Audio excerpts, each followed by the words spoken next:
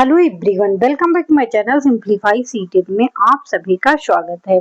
आज का जो हमारा टॉपिक है दोस्तों, सामाजिक अध्ययन यानी सोशल स्टडीज या सोशल साइंस जिसे बोलते हैं। ये पेपर सेकेंड है, इसमें 60 क्वेश्चन पूछे जाते हैं सामाजिक अध्ययन से।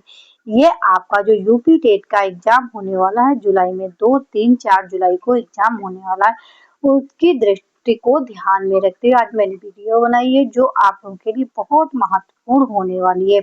तो पहला क्वेश्चन ये रहा आप लोगों की स्क्रीन पे, मौर्य साम्राज्य के संस्थापक कौन थे?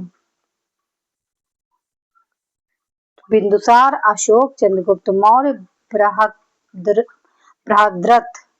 तो जो मौर्य साम्राज्य के संस्थापक थे वो चंद्रगुप्त मौर्य थे, यानी सी ऑप्शन बिल्कुल करेक्ट है। इंडिका नामक पुस्तक के लेखक कौन थे? फाहान, मेगास्थनीज, ह्वेनसांग, अल्बरूनी।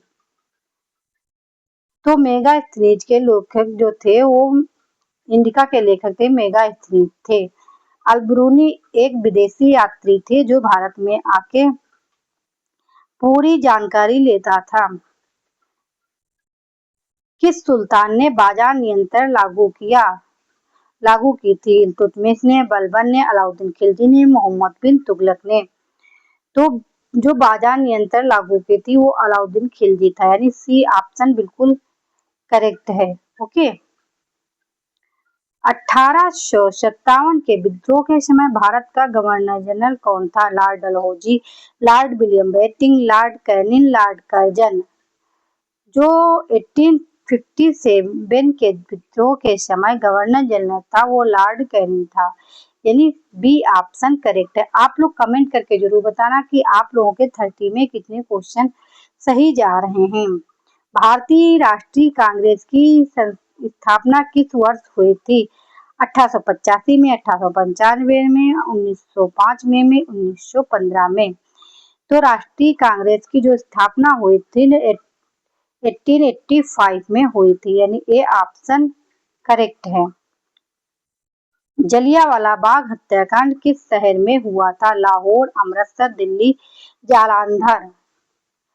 जो जलियांवाला बाग हत्याकांड हुआ था वो अमृतसर में हुआ था, यानी बी ऑप्शन बिल्कुल करेक्ट है। गदर पार्टी के संस्थापक कौन थे? भगत सिंह थे, बाल गंगाधर तिलक, लाला हरदयाल सिंह, सुभाष चंद्र बोस। जो गदर पार्टी के संस्थापक थे दोस्तों वो हरदयाल थे, लाला हरदयाल सिंह, यानी बी ऑप्शन करेक्ट है। हड़प्पा सभ्यता के किस स्थल से विशाल स्नानागार प्राप्त हुए हैं? हड़प्पा, लोथल, मोहनजोदड़ो, कालीबंगा। जो स्नानागार प्राप्त हुए हैं वो मोहनजोदड़ो से प्राप्त हुए हैं, यानी सी ऑप्शन बिल्कुल करेक्ट है। क्षेत्रफल की दृष्टि से भारत का विश्व में कौन सा स्थान है? 5वां, 6ठा, 7वां, 8वां। क्षेत्रफल में जो भारत का स्थान है दोस्तों वो 7वां है। मैं ज्यादा इसमें टाइम न लेके आप लोगों को फटाफट रिवीजन करवा रही हूँ। भारत की सबसे पुरानी पर्वत श्रृंखला कौन सी है? हिमालय, अरावली, सतपुड़ा, पश्चिमी घाट। तो अरावली है, क्योंकि अब रिवीजन करने का ही टाइम है, समझने वाला टाइम चला गया दोस्तों। किस नदी को दक्षिण गंगा कहा जाता है? गोदावरी, कृष्णा, कावेरी, महानदी। दक्षिण की गंगा को गोदावरी के नाम से भी जानते हैं। एक नोट देखिए, कावेरी को अक्सर दक्षिण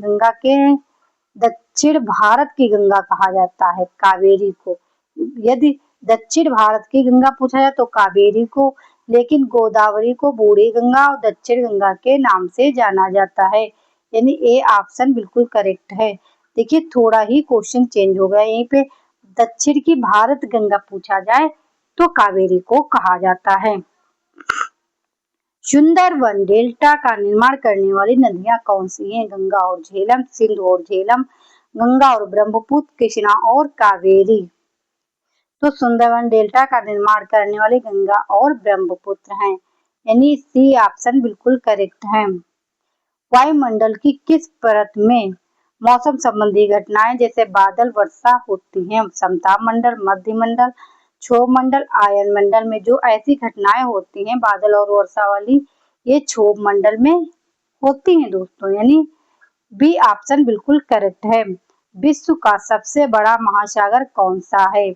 अटलांटिक महासागर, हिंद महासागर, प्रशांत महासागर, आर्कटिक महासागर। जो विश्व का सबसे बड़ा महासागर है वो प्रशांत महासागर है, यानी सी ऑप्शन बिल्कुल करेक्ट है। भारत में सिल्वर रिवॉल्यूशन यानी रजत क्रांति किससे संबंधित है? ये दोस्तों दूध उत्पादन से संबंधित है, मछली उत्पादन या अंडा कुक्कुट उत्पादन से या आलू उत्पादन से? ये अंडा कुक्कुट उत्पादन से संबंधित है, यानी बी ऑप्शन बिल्कुल करेक्ट है। भारतीय संविधान सभा के स्थायी सदस्य कौन थे? डॉक्टर भीमराव अंबेडकर, डॉक्टर राजेंद्र प्रसाद, सच्चिदानंद सिन्हा, जवाहरलाल नेहरू। यदि स्थायी सदस्य पूछती है तो डॉक्टर राजेंद्र प्रसाद है, अस्थायी पूछे तो डॉक्टर सच्चिदानंद सिन्हा है, यानी बी ऑप्शन बिल्कुल करेक्ट है दोस्तों, डॉक्टर राजेंद्र प्रसाद। ओके। भारतीय संविधान के किस भाग में मौलिक अधिकारों का वर्णन मिलता है?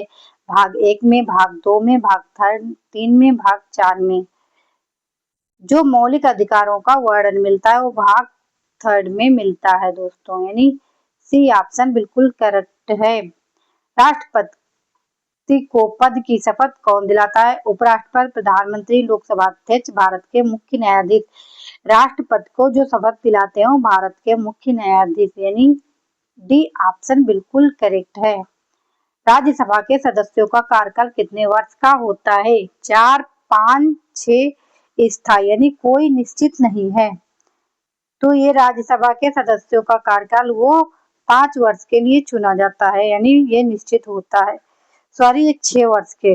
लोकसभा का होता है वो 5 का, राज्यसभा का 6 वर्ष के लिए चुना जाता है, यानी सी ऑप्शन करेक्ट है। भारत में पंचायती राज व्यवस्था का त्रिस्तरीय ढांचा किस समिति की सिफारिश पर लागू किया गया था? बलवंत राय मेहता की समिति पे, अशोक मेहता की, सादिक अली समिति पर, एल.एम. सिंघवी समिति पर? जो पंचायती राज व्यवस्था त्रिस्तरीय ढांचा लागू किया गया था दोस्तों, वो बलवंत राय मेहता की समिति पर, यानी ए ऑप्शन करेक्ट है।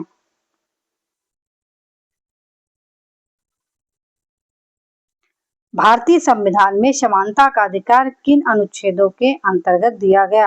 अनुच्छेद 14 से 18, अनुच्छेद 19 से 22, अनुच्छेद 23 से 24, अनुच्छेद 25 से 28। जो समानता का अधिकार दिया गया वो 14 से 18 के अंतर्गत दिया गया, यानी ए ऑप्शन करेक्ट है।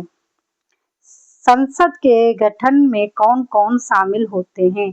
लोकसभा और राज्यसभा, राष्ट्रपति, लोकसभा और राज्यसभा, प्रधानमंत्री, लोकसभा, राज्यसभा, केवल लोकसभा। जो संसद के गठन में शामिल होते हैं वो राष्ट्रपति, लोकसभा और राज्यसभा, यानी बी ऑप्शन करेक्ट है दोस्तों। भारत में नीति आयोग का अध्यक्ष कौन होता है? राष्ट्रपति, वित्त मंत्री, प्रधानमंत्री, रिजर्व बैंक के गवर्नर। जो नीति आयोग के अध्यक्ष होते हैं वो प्रधानमंत्री होते हैं। भारत का प्रथम नागरिक यदि पूछा जाए तो राष्ट्रपति होता है। ओके। और यहाँ पे पूछा है नीति आयोग के अध्यक्ष, वो प्रधानमंत्री होते हैं। भारतीय रिजर्व बैंक आरबीआई का राष्ट्रीयकरण किस वर्ष हुआ? 1935, 1947, 1949, 1950 में? जो भारतीय रिजर्व बैंक का राष्ट्रीयकरण हुआ था वो 1949 यानी 1949 में हुआ था। सी ऑप्शन करेक्ट है। प्राथमिक क्षेत्र के अंतर्गत किसे शामिल किया जाता है? कृषि और पशुपालन, विनिर्माण और उद्योग, बैंकिंग और बीमा, परिवहन और संचार। प्राथमिक क्षेत्र में जो शामिल किया था कृषि और पशुपालन, यानी ए ऑप्शन करेक्ट है। सामाजिक विज्ञान शिक्षण के परियोजना कार्य का मुख्य उद्देश्य क्या है? छात्रों को घर पर व्यस्त रखना, तो ये तो बिल्कुल भी नहीं है। व्यवहारिक अनुभवों के माध्यम से सीखने को बढ़ावा देना, इसे देखते हैं बाद में। शिक्षक का काम कम करना, केवल अंक प्राप्त करना। ये तीनों करेक्ट हो गए, बचा का बी ऑप्शन बिल्कुल करेक्ट है दोस्तों। इतिहास शिक्षण के लिए सबसे उत्तम शिक्षण सामग्री किसे माना जाता है? केवल पाठ्य पुस्तक को, मानचित्र, चार्ट और ऐतिहासिक मॉडल, स्रोत को, सैंपल, काल्पनिक कहानियां। तो जो सबसे बेस्ट ऑप्शन है वो बी सबसे बेस्ट ऑप्शन है इन तीनों में। सामाजिक विज्ञान की कक्षा में वाद विवाद पद्धति का क्या लाभ है? इससे छात्र आपस में लड़ना सीख जाते हैं। यह तार्किक चिंतन और दूसरों के विचारों का सम्मान करने की क्षमता विकसित करता है। इससे केवल तेज छात्रों को लाभ मिलता है। यह समय की बर्बादी है, यानी बी ऑप्शन बिल्कुल राइट है। ओके। सतत एवं व्यापक मूल्यांकन का उद्देश्य क्या है? छात्रों को डराना, केवल शैक्षणिक क्षेत्रों का मूल्यांकन करना, छात्र के विकास के सभी पक्षों शैक्षणिक और शैक्षणिक का मूल्यांकन करना, वर्ष के अंत में एक परीक्षा देना। देखिए, छात्रों को डराना तो बिल्कुल नहीं, केवल शैक्षणिक ये भी गलत है, वर्ष के अंत में परीक्षा लेना सी ऑप्शन बिल्कुल राइट ऑप्शन है इन चारों में। प्राथमिक स्रोतों के अंतर्गत किसे शामिल किया जाता है? आधुनिक इतिहास की गाइड बुक को, सिक्के, शिलालेख और समकालीन दस्तावेज को, किसी और के द्वारा लिखी गई समीक्षा पुस्तक को, काल्पनिक उपन्यास को। जो प्राथमिक स्रोत हैं वो बी ऑप्शन करेक्ट, सिक्का, शिलालेख और समकालीन दस्तावेज। ये आपकी पूरी विध व्याख्या 30 क्वेश्चन कंप्लीट हो गया। आप लोग कमेंट करके बताइए आज की वीडियो कैसी लगी और आप लोगों के लिए कितनी लाभदायक है।